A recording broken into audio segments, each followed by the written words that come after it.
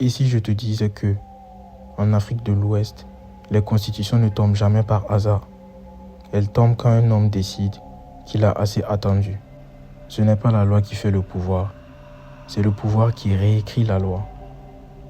Aujourd'hui, on va comprendre pourquoi les constitutions ouest-africaines changent si souvent, pourquoi certains présidents restent, pourquoi d'autres tombent, et surtout, qui écrit réellement les règles du jeu. Dans un pays normal, une constitution sert de boussole. En Afrique de l'Ouest, elle ressemble plutôt à une échelle. On la rallonge quand on veut monter plus haut. On la raccourcit quand on veut descendre quelqu'un. Côte d'Ivoire. En 2016, on change la constitution. Pourquoi? Pour moderniser. En réalité, pour sortir discrètement l'âge maximum et préparer un troisième mandat. Le texte change, mais le discours reste le même. C'est pour le peuple. Le peuple, lui, découvre les implications quand il est déjà trop tard. Ici, la Constitution a été modifiée tellement de fois que ces versions ressemblent plus à un manuel de maintenance du pouvoir qu'à un texte fondamental. Limite de mandat, supprimée, puis réintroduite, puis interprétée différemment, puis adaptée pour la dynastie, un cas d'école. Un coup d'État a suffi pour la suspendre. Un papier ne tient pas devant un tank. Mais là encore, ce n'est pas la fin du texte. C'est le début d'un nouveau processus de transition. Donc, une nouvelle constitution en préparation.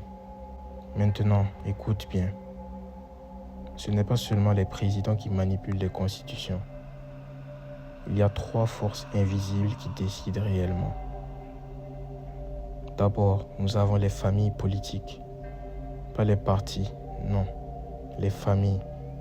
Ces réseaux créés depuis des décennies, ils écrivent la loi pour neutraliser les rivaux, pas pour protéger le citoyen. Les armées. Chaque constitution en Afrique de l'Ouest comprend une clause cachée. Ce qui ne convient pas à l'armée ne passera pas.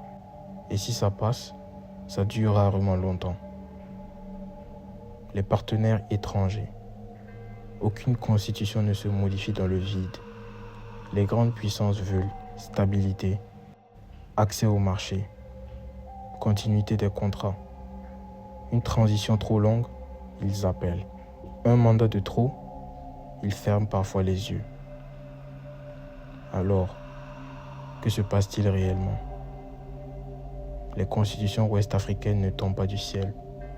Elles tombent du plafond du palais présidentiel. D'un côté, le peuple réclame la règle. De l'autre, les dirigeants réécrivent la règle, pendant que tout le monde dort. Tu regardes le zin. Ici, on ne crie pas.